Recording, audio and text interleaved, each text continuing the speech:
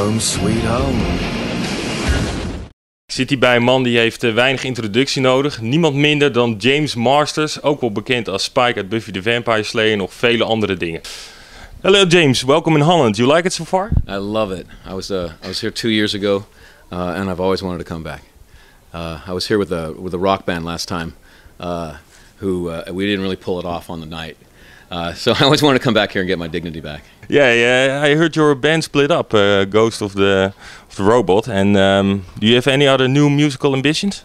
Yeah, actually, I have a new album out called Like a Waterfall that I'm not pulling full tours on because I'm working on other things as well, but I go out and do concerts for every once in a while.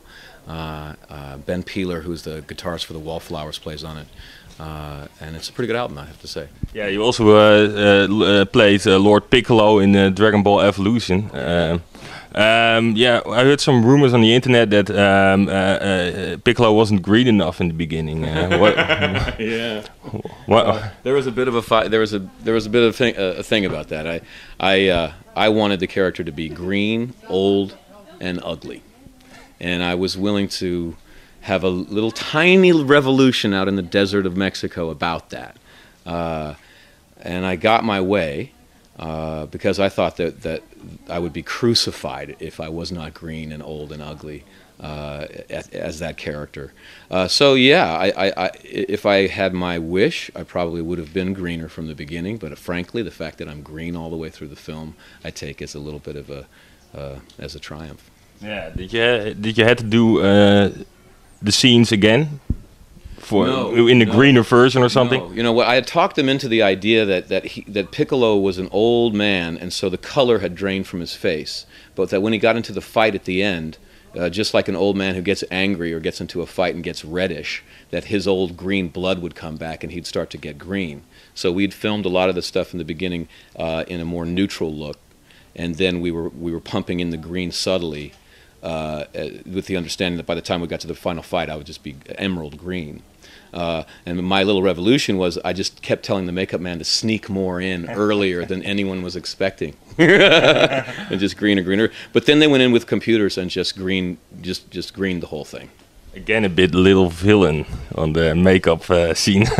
Yeah, I was really specific. The first time we did the makeup, it took 14 hours because I was so much wanted to be old and decrepit, and I told them that when my girlfriend comes to Mexico, I want her to leave. I want her to run away, not wanting to kiss me. And she did come, and she did not want to kiss me when I was in that makeup, and that was actually hard. But in the manga, Piccolo starts out old and angry about it. His youth has been taken away from him, and he's on a mission of revenge to get his youth back and then kill everybody. And so I thought, you know, if I'm not old, then I'm not that angry. So why am I hurting people? Yeah.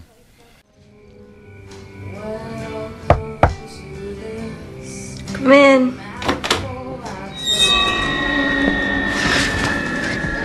Spike. Oh, what do you want? A spell? I can do that.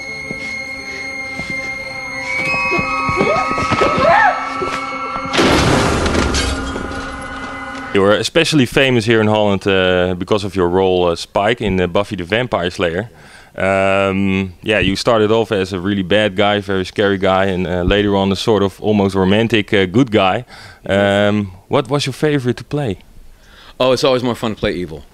I usually play villains, so I didn't realize how much more fun it is to play evil until I played a couple of heroes. And I played Buzz Aldrin a few months ago, and then I played a cowboy who's a heroic figure. And what I've come to find out is that when you're a hero, you're always running, and you're always sweating, and you're always worried, and you always have self-doubt, and you have guilt and regret, and it's really not fun. Whereas if you're the villain, you just lurk in the shadows and you look cool until the hero comes by, and then you pop him, and then you go home. And it's a lot easier to be a villain, and there's a lot less emotional stress. So we can expect a lot more villains in the future of you. I hope so, yeah. I'll give you a choice. Now I'm gonna kill you. No choice on that. But I can let you stay dead, or bring you back to be like me. I have a fan question. You did want to know how your hair is after all those years of bleaching for Buffy the Vampire Slayer. My hair's fine. My hair never cared about it. My hair, I got very tough hair, but my scalp hurt. There was a lot of times they'd have to cut because there'd be either pus or blood running down into my makeup. Yeah. So yeah, that was hard. I have to say, I have a dry scalp, so it was pretty funny sometimes. But it's, you know, it's not as hard as waiting tables. I'll scream. Bonus.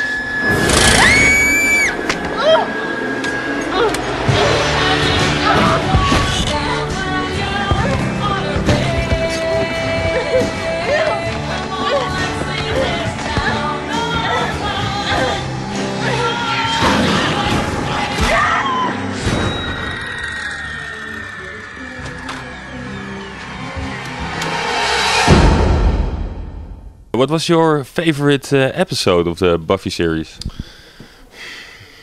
Man, it's hard to pick, but I guess if I had to pick, it would be the musical episode, Once More with Feeling. Only because in the beginning of it, we had no faith in Joss at all.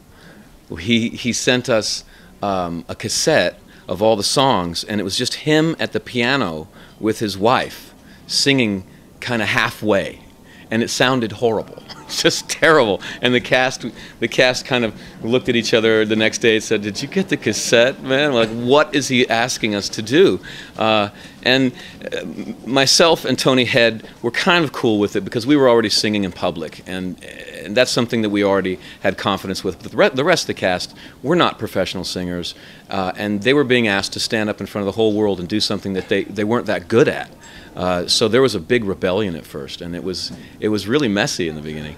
But Joss wouldn't let it go, and everyone, especially Sarah Gellar, really stopped fighting it and got vocal coaches and worked at it and did her very best. And we went from really being terrified to being rather proud of ourselves in the course of about 3 days as we filmed, and we started to realize that it was actually going to work. And I've never been more proud of the cast of Buffy than that episode, because they really had to bring it. Yeah, it was a wonderful episode. I really loved it. Yeah. It was something really different for the series, also, I guess. Yeah, that's what happens when you risk. You know, as a whole company, everybody who was on that episode was really risking a lot. We all thought we would probably be foolish. We would be made to look foolish. But I used to have a theater company, and I would tell my company the best kind of plays happen when you dive off the cliff. And you're either going to fly or you're going to splat.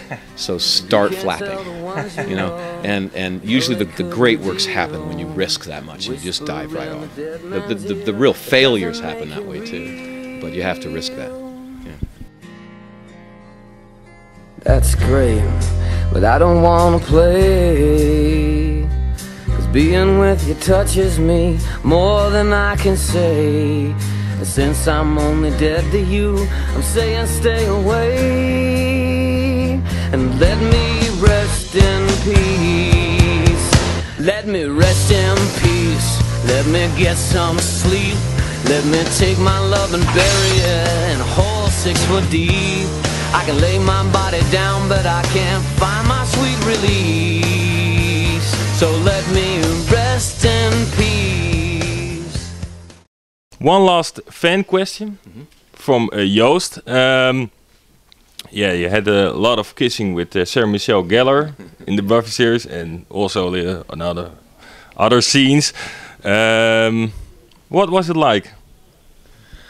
You know, to be really honest about it is not the answer that you want, because I like to kiss pretty women. I really do. But I don't like to be ordered to kiss pretty women. It takes all of the sexiness out when someone says, "Do it now." And that's basically what it is in Hollywood. You're kissing someone, and they may be beautiful. You may like them a lot, but there's like 100 people staring at you and making sure you do it right. And there's someone ordering you to do it. So the sexy quality kind of just gets strained out of it right away. But the first time I kissed Sarah, I think we had to do like 14 takes. Because I was trying to act it. I was trying to put all of this you know, because my character had been waiting to kiss her for so long, and then it wasn't even her; it was Faith in Buffy's body. But that was the first time we kissed, and Sarah kept saying, "Stop acting. You're such a good actor, but it's ruining this kiss. Stop feeling anything because our lips are just kind of going like that. So just meet and don't think about anything, James." And finally, I stopped and we got it. Yeah. Wow, but you really pulled it off. But Freddie, I was not trying to mack her. I was dying inside. I was like, I can't do this. That's just, you know, I've trained at Juilliard, but they never trained us to kiss people. Yeah. Well, you did a pretty good job. You convinced us all. So they cut out all the awkward parts. Yeah, probably. Let me rest in peace. Why won't you let me rest in peace?